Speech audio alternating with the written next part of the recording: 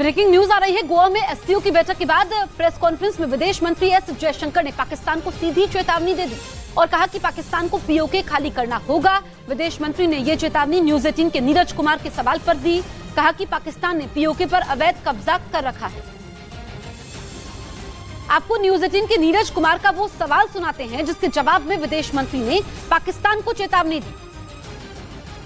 Sir, Neeraj हूँ news 18 India से। आपने कहा कि G20 से पाकिस्तान का कोई लेना देना नहीं है, लेकिन बिलावल भुट्टो ने यह भी कहा श्रीनगर में जो पर्यटन के मसले पर बैठक हो रही है, वक्त पर ऐसा जवाब देंगे कि उनको याद रहेगा। इस स्टेटमेंट को भारत कैसे देखता है? देखिए, आई सेड उनका कोई G20 से लेना देना नहीं है। आई विल ऑल्सो से उनका कोई श्रीनगर से भी लेना देना नहीं है। There is only one issue to discuss on Kashmir, which is when does Pakistan vacate its illegal occupation of Pakistan occupied Kashmir. That is the only issue up for discussion. Bharat के विदेश मंत्री एस जयशंकर ने SCO की बैठक के बाद एक press conference की। इसी दौरान उन्होंने पाकिस्तान और वहां के विदेश मंत्री को खरी खरी सुनाई और पाकिस्तान के विदेश मंत्री बिलावल भुट्टो को आतंकवाद का प्रमोटर करार दे दिया। साथ ही कहा कि पाकिस्तान की किसी भी बात पर भरोसा नहीं किया जा सकता।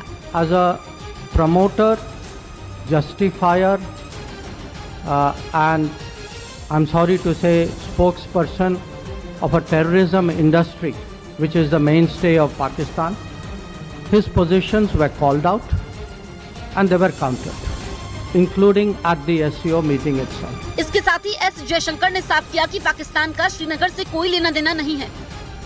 क्रेमलिन पर हुए हमले के बाद पुतिन के करीबियों के दिल में लगी आग ठंडी नहीं हो रही है और इसीलिए अब वो यूक्रेन पर परमाणु अटैक कर देने की मांग उठा रहे हैं। पुतिन के करीबियों का कहना है कि ज़ेलेंस्की को सबक सिखाने का अब मात्र एक ही रास्ता बचा है और वो है यूक्रेन पर परमाणु अटैक, यानी सबसे खतरनाक और महाविनाशक हथियार का इस्तेमाल। रूस के पूर्व उप प्रधानमंत्री और पुतिन के करीबी दिमित्री रोगोजिन का कहना है कि बीते 15 महीने से युद्ध लड़ने के बाद अब पुतिन के पास परमाणु हथियारों के इस्तेमाल के अलावा कोई दूसरा विकल्प नहीं बचा है।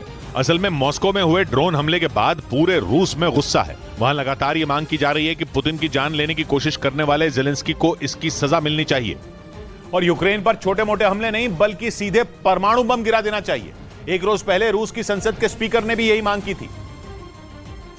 लेकिन यूक्रेन पर पुतिन परमाणु बम पटक देंगे ये इतना आसान भी नहीं, क्योंकि परमाणु हमला होते ही तीसरा विश्व युद्ध शुरू हो जाएगा और पूरी दुनिया भयंकर जंग की आग में जल उठेगी। खतरा यह भी है कि युद्ध के दौरान यूक्रेन की मदद कर रहे पश्चिमी देश भी रूस पर परमाणु हमले से पलटवार करें।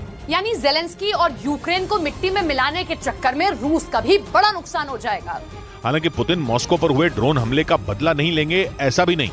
पश्चिमी मीडिया के मुताबिक पुतिन की प्लानिंग ज़ेलेंस्की से बदला लेने के साथ ही उन ताकतों को भी तहस नहस करने की है जिन्होंने ज़ेलेंस्की को ड्रोन हमले के लिए उकसाया। और इसका ट्रेलर भी बीते 2 दिन में रूस की सेना ने दिखा दिया। यूक्रेन के कई शहरों पर ताबड़तोड़ हमले हो रहे हैं। मिसाइल और ड्रोन के जरिए पुतिन की फौज ज़ेलेंस्की की सेना को सबक सिखाने में जुटी है। लेकिन अगर परमाणु हमले की नौबत आती है तो भी पुतिन की तैयारी बेहद पुख्ता है, क्योंकि उनकी सेना यूक्रेन पर 3 तरफ से परमाणु हमला कर सकती है। पश्चिमी मीडिया के मुताबिक काला सागर में पुतिन ने ऐसे जंगी जहाज तैनात कर रखे हैं जिन पर कैलिब्र मिसाइलें हैं जो परमाणु हमला करने में सक्षम हैं।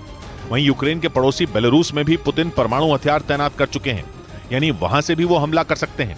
और इसके अलावा रूस अपनी जमीन से सीधे यूक्रेन के शहरों को निशाना बनाकर परमाणु बम गिरा सकता है। मतलब ये कि पुतिन अगर चाहें तो परमाणु बम पटककर पलक झपकते ही दुनिया के नक्शे से यूक्रेन का नामो निशान मिटा सकते हैं, जिसकी धमकी भी वो कई बार दे चुके हैं। कीव पर हमलों का ये नया दौर उस दिन शुरू हुआ जब मॉस्को में ड्रोन से हुए हमले को नाकाम किया गया।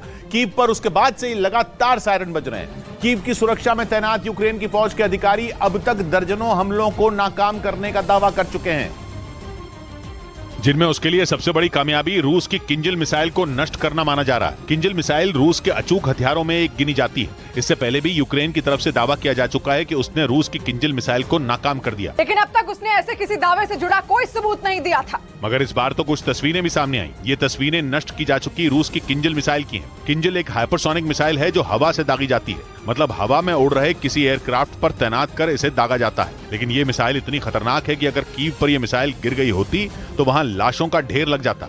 हालांकि यूक्रेन ने दावा कर दिया कि उसने इस मिसाइल के हमले को नाकाम कर दिया, लेकिन हर बार वो रूस के इस तरह के हमलों से निपट पाएगा इसका भरोसा तो खुद यूक्रेन को भी नहीं है, क्योंकि पिछले 3 दिनों में यूक्रेन के आसमान से पुतिन मौत बरसा रहे हैं। यूक्रेन के तकरीबन हर शहर में ड्रोन और मिसाइलें बरस रही हैं। लेकिन सबसे ज्यादा टेंशन यूक्रेन के लिए कीव है, क्योंकि पुतिन की किंजल मिसाइल के हमले ने यह तो साफ कर दिया है कि उनका अगला टारगेट अब कीव है। ऊपर से किंजल मिसाइलों के ताबड़तोड़ हमले शुरू हो गए तो कीव पर लगे एयर डिफेंस सिस्टम तबाह होने में देर नहीं लगेगी। किंजल